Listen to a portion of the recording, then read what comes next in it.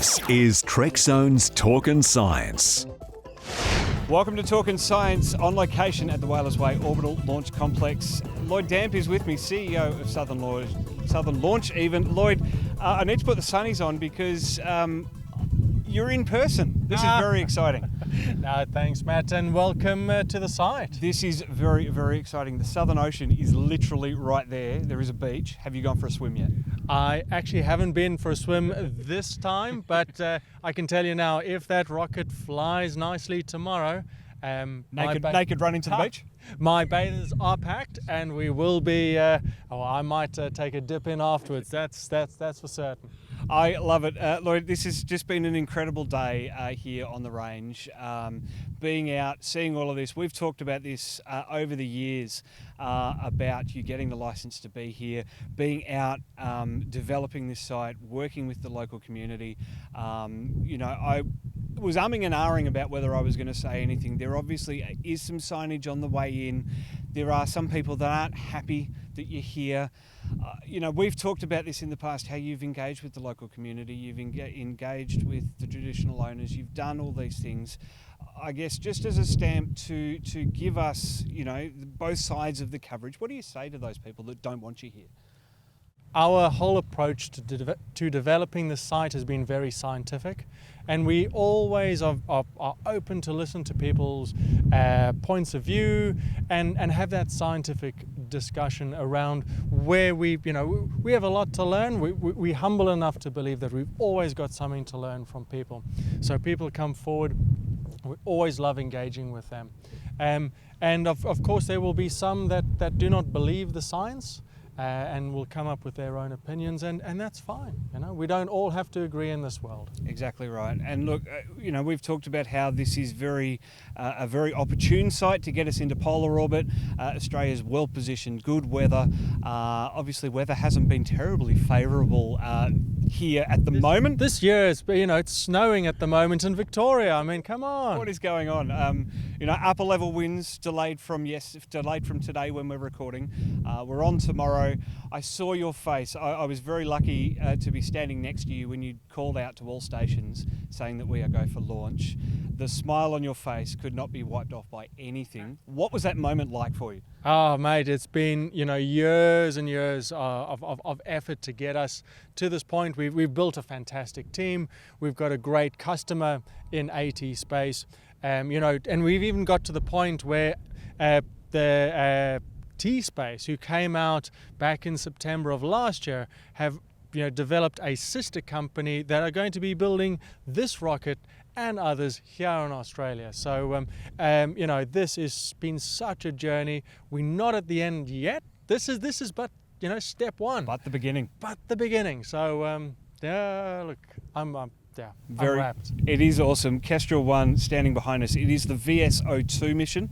What's this first one going to be doing? So this, one of the key things with any space launch vehicle is about in vacuum engine restart. So a lot of people potentially don't know this, but a rocket will never get you into a perfect circular orbit. So you get a bit of an elliptic orbit, and then you have to restart your upper stage engines to then circularize that orbit. So this flight will initially shut the second stage engine down early. It'll then coast for an extended period while it is in space, and then reignite that second engine. So it'll look a bit like a camel, two humps in the flight trajectory. As it then returns back to the Southern Ocean, there are grid fins and a parachute and other onboard systems that AT Space want to test out. Very cool. So we're going to be doing a couple of orbits before we come back to the Southern Ocean, or we're up and down? Up and down with this one. Even though this rocket is 10 meters tall, it actually doesn't have enough energy to get the payload section, so to speak, into orbit. Right, and you're going to try and back this up with VSO3. I was talking to Shane just before, saying that there's the potential that you could turn around this site in 48 hours.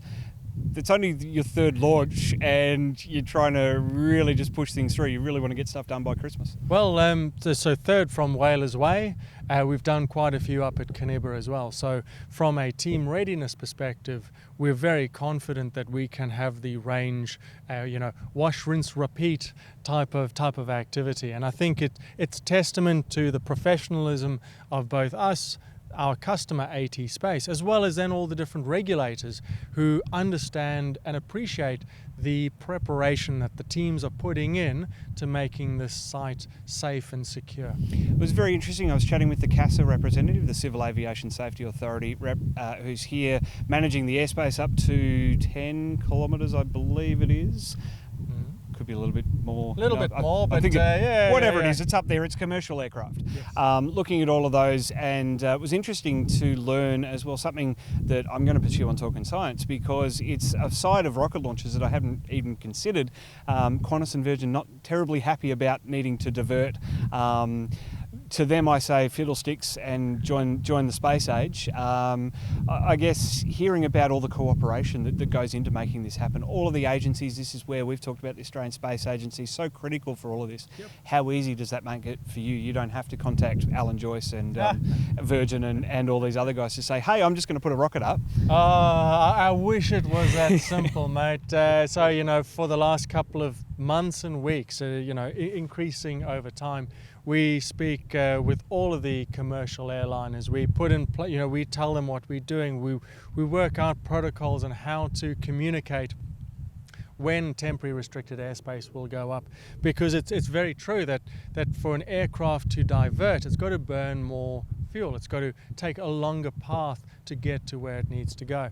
So we are very conscious of that, and so we try and time our temporary restricted airspaces such that they have the least likely effect on any commercial airliners.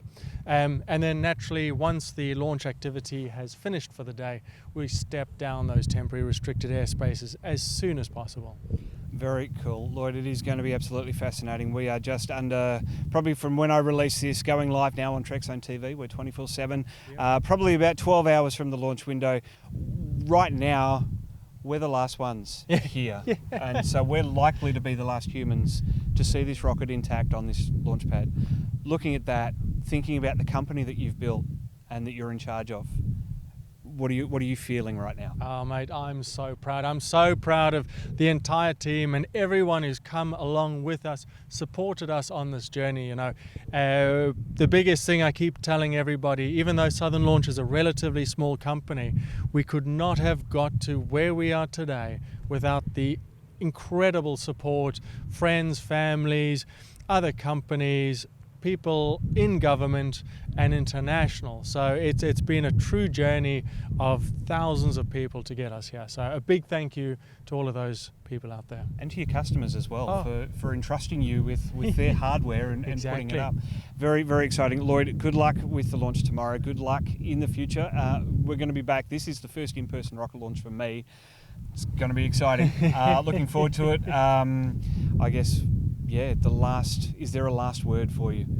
Oh, mate, I just wish it Godspeed and, fly out down that way. Fly that way. Out of the ocean. Yep. And, we can be friends so long as it flies that way. And just very quickly, I am going to wrap it up, but it is coming back. So there's the secondary exclusion zone out in the Southern Ocean. There is going to be all reasonable attempts made to recover this rocket. Not the second stage. The first stage. Yes. Because where I'm going with this is, if they successfully recover a piece, is it going to be mounted and put in your office? We haven't formally discussed this with AT Space, but I really would love for parts of any recovered portions of this rocket to go to, a place like the Space Discovery Centre, right, in Adelaide, as part of what's it called over in Questacon? Yeah, yes. In Canberra, yes. So that other young people can see the great achievements of Australians and say, hey, when I grow up, I want to get into STEM, or I want to be involved in the space industry, right? Because you don't have to be a scientist or an engineer to be involved in STEM. The individuals that we have in Southern Launch and AT Space are boiler makers, fitter and turners, they metal fabricators, lots and lots of technicians and the like. So it's really exciting to be able to say to people, think of what you're doing. Maybe if you want, there is a role for that skill set in the space industry. Well, that's an awesome answer and very selfless. So I love it. It is brilliant. Lloyd, good luck again for tomorrow. We'll probably be back chatting with you again once we've successfully put this one in orbit. We're going to turn around VSO3. So good luck with everything, and we will see you again real soon.